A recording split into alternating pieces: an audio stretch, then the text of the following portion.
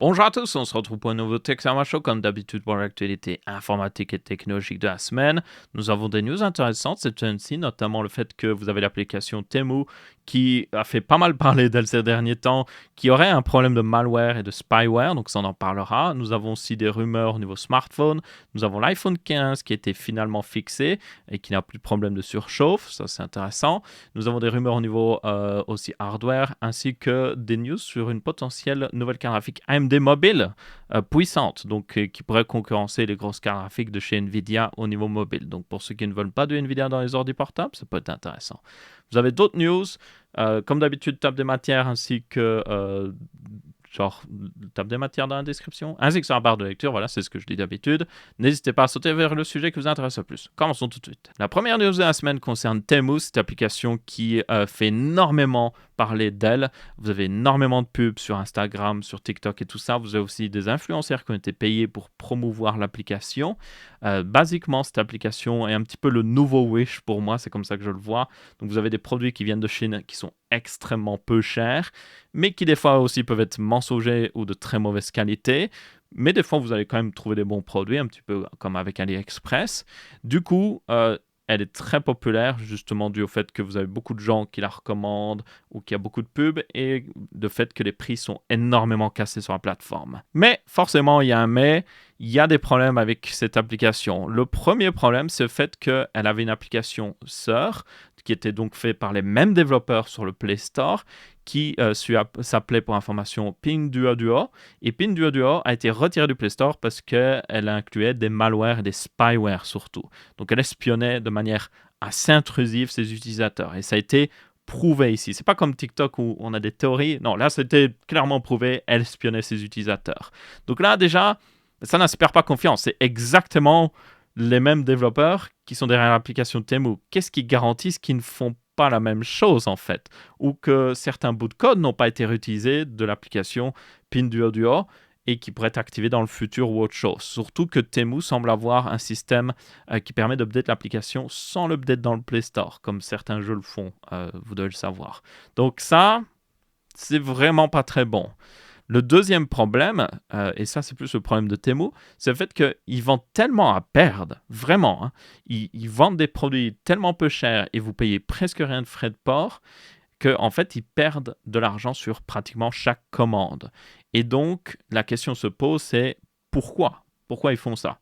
Pour moi j'ai trois théories. Première théorie, c'est la théorie habituelle de n'importe quelle startup, c'est que ils veulent dominer le marché. Donc, ils cassent les prix, ils arrivent en force, ils font plein de pubs, ils veulent dominer le marché et puis plus tard, ils pourront augmenter les prix à nouveau. Un petit peu comme l'a fait Amazon au final. Amazon, à l'heure actuelle, n'est plus le moins cher. Souvent, vous pourrez trouver des sites qui sont moins chers qu'Amazon. Mais pourtant, ils ont gardé cette image de pas cher, accessible et tout ça. Donc, peut-être que c'est ce qu'ils visent. Ils veulent devenir, en quelque sorte, le nouvel Amazon, qui vient de Chine, du coup, avec des produits vraiment pas chers, et puis qui, petit à petit, vont augmenter les prix, les coûts, les frais de livraison avant qu'ils puissent faire justement du profit. Deuxième théorie que j'ai, c'est le fait qu'ils veulent dominer le marché pour tout simplement revendre l'application plus tard. Donc ça, c'est souvent été fait. Vous avez des startups qui commencent en force, qui promettent plein de choses, qui ont plein d'utilisateurs, et avant que tout commence à s'écrouler, eh bien, ceux qui possèdent cette application ou ce programme ou autre le revendent à quelqu'un qui croit que ça va être très bon et puis ils partent en courant avec l'argent. Ça pourrait être la deuxième théorie. Troisième théorie, et on en revient au fait qu'il y a de possibles malware ou spyware dans Temu, c'est vous le produit, tout simplement. Ils font pas d'argent parce qu'ils vont faire de l'argent sur le fait d'espionner un maximum de gens. Ça, je ne suis pas totalement convaincu parce qu'ils perdent énormément d'argent. Donc peut-être qu'ils vont combiner un petit peu plusieurs théories. Peut-être qu'ils vont augmenter les prix après qu'ils dominent le marché et aussi vous espionner. Comme ça, ils feront un maximum d'argent. Un petit peu comme le fait Amazon en réalité. C'est très similaire à Amazon. Mais oui, je ne sais pas trop. Mais c'est forcément une de ces trois théories. Parce que c'est juste pas possible qu'à l'heure actuelle, ils continuent comme ça. Ils payent énormément d'influenceurs. Je n'ai pas été payé, je tiens à le préciser. Ils offrent des produits pour vraiment des prix beaucoup plus même cassés que sur Wish ou même AliExpress. Et des frais de livraison très intéressants. Il y a un moment, ça va juste pas continuer comme ça. Il va forcément avoir un moment où ils vont devoir faire quelque chose, augmenter les prix ou tout simplement trouver une autre manière de faire de l'argent. Donc, ce serait vous qui deviendrez le produit. Donc, ma foi, si vous utilisez Temu, je ne le recommande pas forcément, mais si vous vraiment voulez l'utiliser, il existe une version web. Vous n'êtes pas obligé d'utiliser l'application. Donc, au moins, n'installez pas l'application par pitié. Elle demande beaucoup d'autorisation d'ailleurs. Juste utilisez la version web. La version web sera beaucoup plus sûre. Elle ne pourra pas vous espionner en permanence, parce que dès que vous fermez votre navigateur, elle ne tournera plus. Utilisez la version web si vraiment vous utilisez Temu. Donc ça, c'est le conseil principal que je vous donne, et c'est le conseil que je vous donne aussi à donner à d'autres personnes qui s'y connaissent moins. L'application peut être pratique, mais des fois, il faut juste utiliser le site web, comme ça vous êtes sûr que ça ne continue pas de tourner en arrière-plan. Ensuite, on a une news sur le Raspberry Pi avec sa version 5 qui était annoncée, qui est disponible en précommande, et on a des grosses upgrades, notamment le processeur sur le Raspberry Pi est maintenant fabriqué par justement les fabricants du Raspberry Pi, donc c'est plus un processeur tierce, ils le font eux-mêmes, c'est du in-house.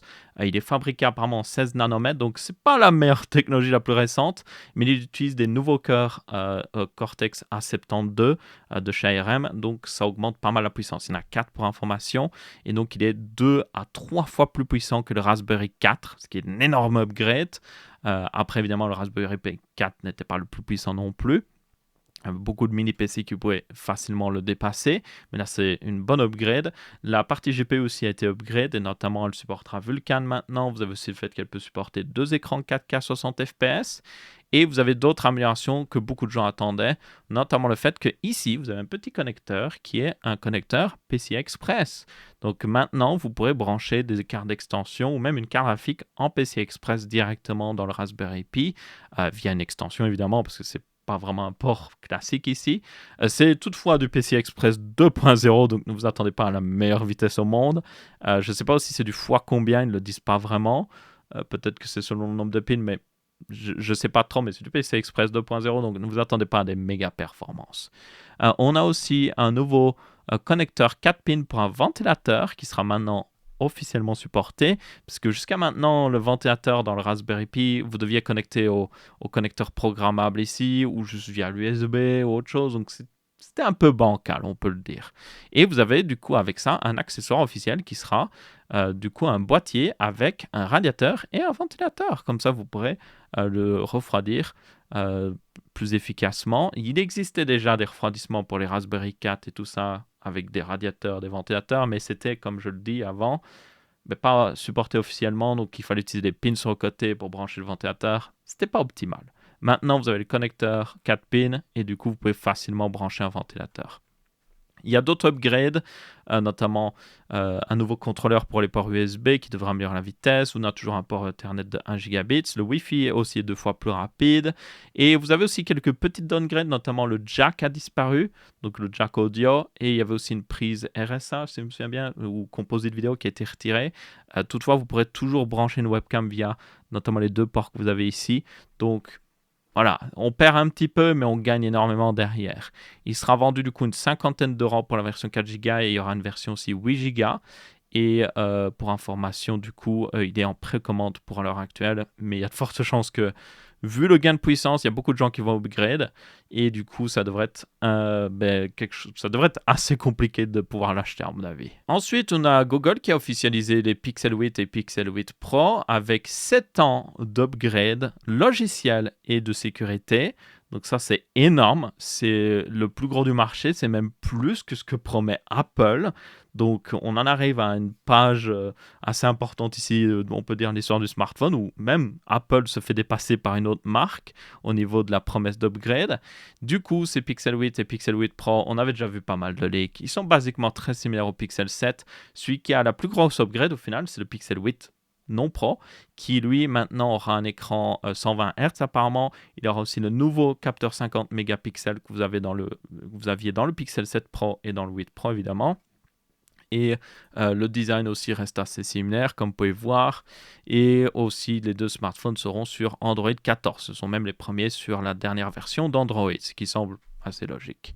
Il y a d'autres upgrades au niveau de l'écran OLED qui est plus lumineux. Mais oui, basiquement, c'est très similaire à la version 7. La plus grosse upgrade aussi, ça vient au niveau du processeur, qui utilisera la puce G3, Tensor G3 de chez Google, qui est du coup plus puissante, plus récente, surtout parce que la puce G2 était à peine améliorée par rapport à la puce G1. Donc là, on a une grosse upgrade. Et cette puce G3 apportera aussi son lot de nouveautés au niveau IA. Notamment, Google a montré beaucoup de fonctionnalités au niveau IA pour ses pixels. Par exemple, un éditeur de photos qui vous permettait de bouger une personne. Vous aviez une personne sur une image, vous pouviez la détourer et la rebouger autre part. Donc c'était vraiment cool. Il y a toujours les fonctionnalités comme supprimer une personne ou supprimer des gens en arrière-plan quand vous avez pris une photo parce que ça cache votre photo, et d'autres fonctionnalités au niveau IA. Et vous avez aussi tout ce qui est au niveau un petit peu assistant Google, notamment le système de Google qui permet de répondre à votre place. Donc si vous ne voulez pas répondre à une personne, il répond pour vous. Il parle à la personne, il dit hey, je réponds pour machin chouette chose, et vous pouvez juste taper du texte ou faire des trucs préconçus par Google selon ce que dit la personne. Donc si la personne vous appelle et vous dit hey, je suis là pour vous vendre une caisse de vin ou autre chose, vous pouvez dire non, je ne suis pas intéressé, et Google dira avec une voix, générera une voix à la personne non, je ne suis pas intéressé. Comme ça vous évite de décrocher littéralement. Donc très cool. Mais ils avaient déjà ça sur les anciens Pixels, mais ils l'ont amélioré ici. Donc ouais, basiquement, c'est une upgrade pas dégueulasse, mais c'est pas une upgrade incroyable non plus. Le design est aussi un peu plus rond sur les côtés, comme vous pouvez voir. Donc ma foi, tout le monde redevient vers des trucs ronds depuis que Apple aussi le fait. Bon, on verra bien. Bon, le Pixel existe depuis pas mal de temps. Je veux dire, ils ont déjà commencé à le faire là, avant l'annonce de l'iPhone, mais quand même. C'est quand même étonnant que tout le monde revient à des trucs ronds. On a aussi la Pixel Watch 2 qui a été officialisée.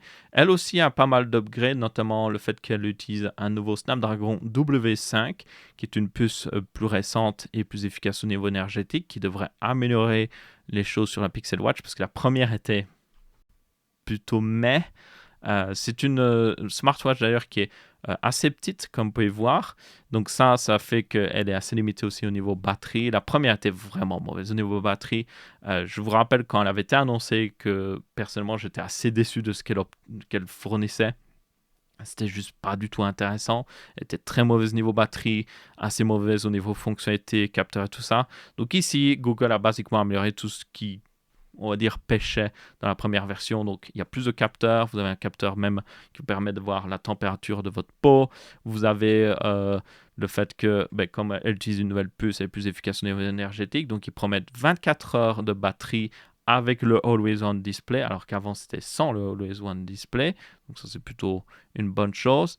Et du coup, ça reste dans le même design par contre, comme vous pouvez voir. C'est un écran de 1,2 pouces OLED. Le design est très sympathique, selon moi, de la Pixel Watch, mais yep. Moi, j'aimerais bien un modèle plus gros, parce que là, c'est un modèle plus petit, qui convient plus à des personnes qui ont un plus petit poignet. Moi, j'aimerais justement un modèle un petit peu comme le fait Samsung, 45 mm ou autre chose, qui est beaucoup plus gros et qui vous permet de mieux utiliser la smartwatch aussi et d'avoir une plus grosse batterie. On a aussi Android du coup 14 qui était officialisé pour les Pixels, mais qui arriveront sur d'autres smartphones. Évidemment, libre aux constructeurs de un petit peu mixer comme ils le veulent et personnaliser à leur façon. Mais les grosses nouveautés d'Android 14 ne sont pas incroyables non plus. La plus grosse nouveauté, c'est le fait que vous avez un nouveau lock screen, donc un nouveau écran de verrouillage. Vous pourrez mieux personnaliser les choses. Donc ça fait un petit peu penser à ce qu'a fait Apple avec iOS 16 ici. C'est très clairement inspiré d'offrir plus de fonctionnalités à ce niveau-là. Donc vous pourrez personnaliser un petit peu plus. Vous avez aussi le fait que vous avez maintenant la possibilité de donner un prompt, comme vous pouvez voir, genre dire « Hey, j'aimerais un fond d'écran avec un vaisseau spatial. » Et il vous fait une image avec un vaisseau spatial. Donc, ouais, ma foi, je suppose que ça peut être utile si vous avez la flemme de chercher un fond d'écran. Toutefois, comme il le montre ici, l'image avec le vaisseau spatial est un petit peu... Il y a du grain, mais ça va, ça donne un côté science-fiction. Mais ils ont fait une image ici, une maison faite de plantes en indigo. Et comme vous pouvez voir, il y a le même grain. Donc, l'IA ne semble pas être la plus précise non plus, faire des images assez graineuses. Donc, c'est un petit peu dommage, ça. Mais bon, bref, dans tous les cas, ça, c'était notre fonctionnalité. Vous avez aussi le fait que maintenant, dans le Play Store, les applications devront mieux décrire pourquoi ils ont besoin de certaines permissions. Après, tenez compte que c'est libre à eux de mettre ce qu'ils veulent comme texte là, donc c'est pas vérifié par Google derrière, donc ils peuvent être en mode on a besoin de ces permissions parce qu'on en a vraiment besoin, on vous promet, hein, franchement, on a besoin de vous traquer parce que pour que l'application fonctionne mieux. Oui. Donc, ça n'aide pas vraiment l'utilisateur ici. Mais au moins, ça les rend un peu plus responsables en réalité. Parce que du coup, comme ils disent qu'ils en ont besoin, ils disent publiquement, oh, on en a besoin pour ça. Donc, si c'est trouvé après qu'il est utilisé pour autre chose, ben, ça les met un petit peu en responsabilité légale, on va dire. Parce qu'ils disent quelque chose, mais s'ils font quelque chose derrière d'autres, ben, ce ne sera pas bon et ça pourrait être prouvé au niveau légal. Donc, c'est le seul avantage du fait que les développeurs devront mettre une description de pourquoi ils utilisent certaines permissions. Enfin bref, dans tous les cas, il y a d'autres fonctionnalités, notamment la fonctionnalité d'utiliser votre téléphone comme webcam arrivera dans Android 14, donc ça c'est plutôt intéressant. Vous avez aussi le fait que vous pourrez du coup faire des animations sur l'écran quand vous avez une notification, pas juste genre la notification apparaît, mais vous pourrez faire des choses sur l'écran ainsi que même allumer le flash de votre téléphone quand vous avez une notification qui arrive. Je suppose que ça peut être utile. Ça pourrait être en réalité utile si vous avez peut-être un support sur votre bureau qui redirige le flash sur les côtés et que ça fait un truc lumineux, vous pouvez le voir. Après, évidemment, ça utilisera de la batterie, donc tenez-en compte. Vous avez aussi le fait qu'il y a le support des images Ultra HDR. OK. Vous avez aussi, ça peut être important. C'est le gros problème avec Android, c'est si vous utilisez des smartwatches justement qui traquent votre santé, mais chacun le stocke chez lui en fait. Genre, si vous utilisez une smartwatch Samsung, c'est stocké par Samsung. Si vous utilisez celle de Google, c'est stocké chez Google. Donc là, apparemment, dans Android 14, vous aurez la possibilité d'avoir un endroit où sera stocké les données de santé de la personne. Donc, les applications fitness pourront utiliser ça et du coup, les smartwatches et tout ça pourront stocker plutôt là plutôt que dans leur truc propriétaire. À voir s'ils le supporteront, mais évidemment, si c'est supporté pleinement, ça voudrait dire que vous pourriez utiliser une autre application fitness avec une smartwatch différente, ou même que certaines applications fitness tierces qui n'ont pas leur propre smartwatch pourraient interpréter les données qui viennent d'une smartwatch Samsung, Google, Fitbit ou je ne sais quoi. Et comme ça, c'est une bonne chose pour tout le monde en réalité. C'est un peu moins propriétaire et un peu plus ouvert. À voir si évidemment les fabricants de smartwatches suivent derrière. Donc ça, on verra bien. Bref, il y a d'autres fonctionnalités, il y a des corrections de bugs et tout ça, mais ça reste une update très light, on peut le dire, pour Android 14 ici. Le gros des changements vient vraiment un petit peu du matériel NU aussi, qui, si vous vous souvenez, c'est les couleurs d'Android qui peuvent être personnalisées selon votre fond d'écran, ont été encore un peu plus update. Et aussi le fait que vous aurez aussi maintenant un mode noir et blanc pour ceux qui ne veulent pas de couleur justement, donc ma foi vous aurez le choix comme ça. Et donc ouais, c'est vraiment un petit peu l'aspect visuel qui change surtout au niveau d'Android ici. Pour le reste, ça reste très similaire à Android 13. Ensuite, on a une news au niveau du fait que Apple a fixé le problème de surchauffe dans la dernière version d'iOS, qui est la 17.0.3. Donc certains possesseurs d'iPhone, et c'était pas juste l'iPhone 15, l'iPhone 14 aussi était affecté, avaient des problèmes de surchauffe qui venaient en particulier, j'ai pu voir, d'Instagram, qui avait d'énormes problèmes justement à ce niveau-là. Vous lanciez Instagram, vous restiez sur votre page de profil sans rien faire, et le téléphone montait à genre plus de 40 degrés et utilisait le CPU à 100%, ce qui faisait chuter la batterie à 1% par minute. Donc imaginez perdre 1% de batterie par minute, c'est très rapide. Donc ça a été enfin fixé, donc ça semblait venir de chez Apple, je suppose. Ou peut-être c'est dû au fait que Instagram faisait un petit peu des choses pas forcément réglementaires et que ça a causé ce problème-là parce que l'API ou plutôt il y avait un bug chez Apple. Je sais pas trop. Dans tous les cas, c'est fixé pour ceux qui se demandent, donc installez-le dès maintenant parce que ça fera la différence. Et du coup, c'est à peu près tout à ce niveau-là. Il n'y a pas vraiment plus à dire. Comme d'habitude, à chaque sortie d'iPhone, il y a toujours des controverses et c'était l'une d'entre elles. Ça, le fait que l'iPhone 15 Pro aussi se casse très facilement au niveau de l'arrière, mais ça, c'est encore un autre débat. Ensuite, nous avons des leaks sur un potentiel S24 de chez Samsung qui, comme vous pouvez voir, pourrait profiter de bords plats. Donc oui, vous avez Apple qui est en mode on va rendre un petit peu les bords un peu plus arrondis, et puis vous avez Samsung qui est en mode nous, on va aller dans l'autre sens, on va les rendre plus plats. Donc c'est assez particulier. Ce serait seulement sur les S24 et S24 Plus parce que le S24 Ultra, lui, serait très similaire au S23 Ultra, avec toujours des bords un peu arrondis sur les côtés et en bas et au-dessus, ce serait plat. Vous avez toutefois la grosse différence, ce serait le fait qu'ils auraient une bordure d'écran beaucoup plus fine, notamment en utilisant des technologies qu'ils ont utilisées par le passé aussi un peu pour les iPhones, pour rendre les bords d'écran plus fins. Donc là, Samsung les utiliserait enfin un peu pour eux, ce qui selon moi est un petit peu bizarre qu'ils aient mis autant de temps, mais bon, la bordure d'écran serait beaucoup plus fine, la courbe aussi sur le bord de l'écran serait encore réduite, mais toujours présente, et là je suis en mode, pourquoi Samsung juste supprimer cette courbe? C'est le truc que je déteste le plus avec mon S22 Ultra, il y a une courbe sur le côté, et quand vous utilisez le stylet, une fonctionnalité du téléphone, quand vous utilisez le stylet et que vous arrivez sur le bord de l'écran, hop, votre stylet tombe, parce que c'est courbé en fait.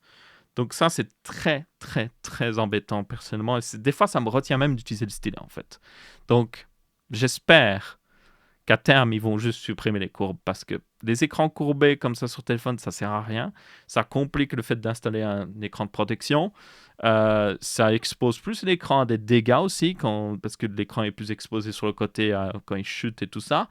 Donc, c'est juste mauvais en fait. C'était très moderne quand c'était introduit sur les Galaxy S8, ça faisait joli, mais c'est bon. On est passé à autre chose, Samsung, donc ce serait bien d'avoir un écran parfaitement plat, je pense que ce serait mieux pour tout le monde. Pour le reste, comme vous pouvez voir, le téléphone est assez similaire. Évidemment, c'est juste des leaks, c'est pas garanti qu'il ressemblera à ça, mais le setup photo serait exactement le même. La grosse différence, ce serait toutefois le x3, qui est le plus petit des capteurs ici, qui passerait à un capteur 50 mégapixels, parce qu'à l'heure actuelle, il a 10 ou 12 mégapixels, je ne me souviens plus. Et du coup, ça permettrait plus de possibilités de zoom dessus sans trop perdre en qualité, ce qui n'est pas forcément le cas à l'heure actuelle. Donc, ça permettrait de combler le retard un petit peu de Samsung par rapport à Apple avec son x5, parce que Apple sur le Pro Max a un x5. Donc, quand vous zoomez en x5, Apple a une meilleure qualité que Samsung sur S24, forcément, parce que Samsung passe d'un x3 à un x10. Donc, entre les deux, ils n'ont rien. Surtout que le x3 est limité à 12 mégapixels ou 10. Donc, ça permettrait de combler un petit peu et d'offrir une meilleure qualité d'image. À voir évidemment si ça fait vraiment le job. Il sera aussi équipé évidemment du Snapdragon 8 Gen 3 qui du coup n'est pas... Il a été annoncé récemment en réalité, qui sera évidemment le flagship pour à peu près tous les smartphones haut de gamme de 2024. Et il y a des rumeurs comme quoi aussi Samsung pourrait utiliser une puce Exynos, toujours en Europe, mais apparemment il l'utiliserait seulement sur les modèles non ultra, donc les modèles de base et plus, mais pas sur l'ultra. Donc je comprends pas trop. Et il pourrait même l'utiliser en Corée du Sud, ce qui jusqu'à maintenant n'a jamais été fait par eux. On verra bien. Dans tous les cas, les S24 seront certainement annoncés fin janvier, début février 2024, donc on verra bien à ce moment-là. Et vu qu'on parlait de smartphones, on doit parler du fait que les ventes de smartphones ont encore diminué de 22% lors du deuxième trimestre de 2023 en Amérique du Nord, il faut le préciser, ce sont des chiffres pour l'Amérique du Nord, d'où le fait que vous voyez que Apple est à 54% de part de marché. Si vous aviez les chiffres en France, vous auriez plus d'Android, donc tenez-en compte. Dans tous les cas, comme vous pouvez voir, la part de marché pour Apple a diminué de 20%, Samsung a baissé de 27%, Motorola 25%, TCL 30%, Google a augmenté de 59%, c'est les seuls à augmenter parce que leurs téléphones, les pixels sont de plus en plus vendus et surtout sont de plus en plus faciles à trouver en magasin parce que jusqu'à maintenant, il y a quelques années, les pixels étaient juste trouvables en ligne.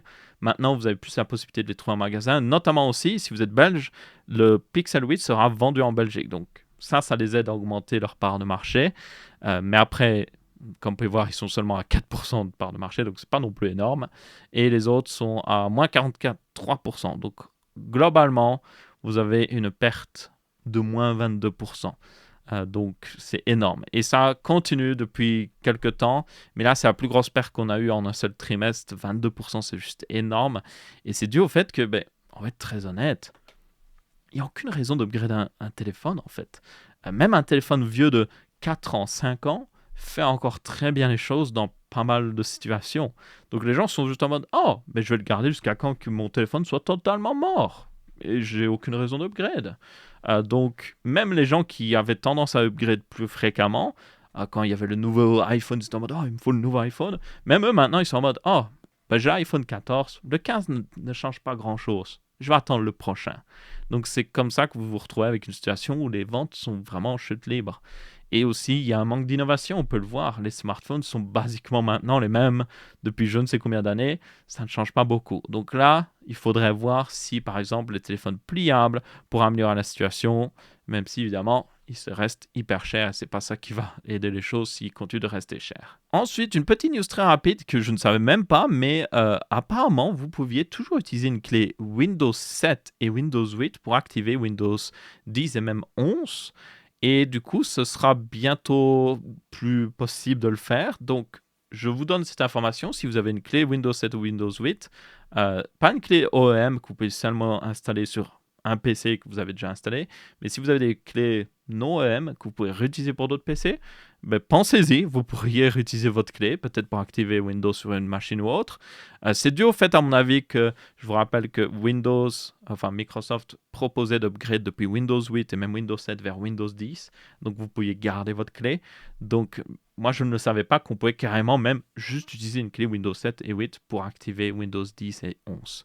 Je savais toutefois que vous pouvez, et c'est toujours le cas, et ça continuera d'être le cas. Si vous avez une clé Windows 10, vous pourrez toujours activer Windows 11 avec. Et ça, c'est l'astuce que je donne souvent. Si vous achetez des clés Windows, souvent, vous verrez que les clés Windows 11 sont plus chères que les clés Windows 10 en ligne.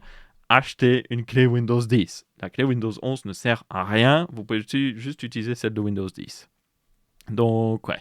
Bref, dans tous les cas, juste un petit truc très rapide pour vous dire que si vous avez une clé qui traîne, pensez à l'utiliser dès maintenant avant qu'elle devienne obsolète. Ensuite, on a une news au niveau carte graphique avec le fait que AMD pourrait lancer très prochainement une RX 7900M, donc mobile, pour ordinateur portable, qui serait basée sur une puce Navi 31 et qui aurait 72 CU et jusqu'à, pour information, 4608 stream processor.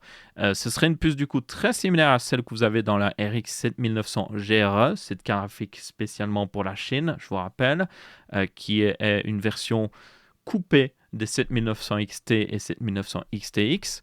C'est même un tout nouveau GPU qui est plus compact en réalité. Donc ça, c'est plutôt intéressant de voir qu'ils utilisent cette puce en particulier, parce que c'est une assez grosse puce en fait. Ça devrait donner pas mal de puissance à cette carte graphique. Maintenant, évidemment, on n'est pas au niveau de la 7900 XTX, tenez-en compte. Il y a aussi des rumeurs comme quoi vous pourriez avoir une RX 7800M qui pourrait arriver. Celle-là, on ne sait pas trop ce qu'elle a pour avoir comme spec. Ce serait probablement basé sur le même GPU Navi 32 que vous avez dans la RX 7800 XT. Mais dans tous les cas, moi, je suis impatient de voir ça parce que, comme j'ai précisé, j'utilise plus forcément NVIDIA dans mon PC personnel. C'est le cas ici, j'ai une 7900 XTX, comme vous pouvez voir. Le seul problème, c'est sur ordinateur portable. Il n'y a aucun choix de bon ordinateur portable, selon moi, avec une carte graphique AMD haut de gamme. Et j'en ai besoin. Donc, c'est même pour ça que récemment, j'ai fait une vidéo sur le Blade 18 et il y a une 4080 dedans. Ben, c'est pour ça. Parce que littéralement, j'ai regardé. Il n'y a pas vraiment de choix. Le seul choix que j'ai vu, c'était un Asus TUF de 16 pouces, il me semble, qui a un processeur AMD et une carte graphique AMD. Donc, c'est du full AMD. C'est même un ordinateur AMD Advantage. Il est apparemment très bon et très bon niveau batterie. Il n'est pas trop cher non plus. Mais il n'utilise pas une carte graphique haut de gamme et moi, j'en ai un petit peu besoin. Donc, c'est le seul problème que j'aurai avec celui-là. Mais si vous recherchez un ordi portable full AMD, ça pourrait être votre solution. Et il est encore une fois très bon niveau batterie.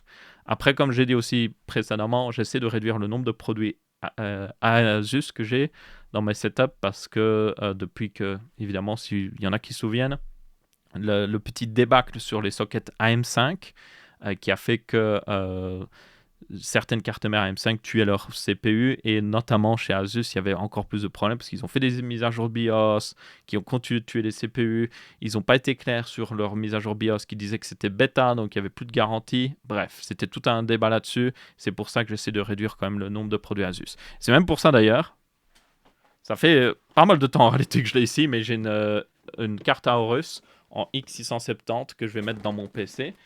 C'est juste que j'attends un nouveau CPU pour aller de pair avec, que ce sera évidemment un processeur X3D.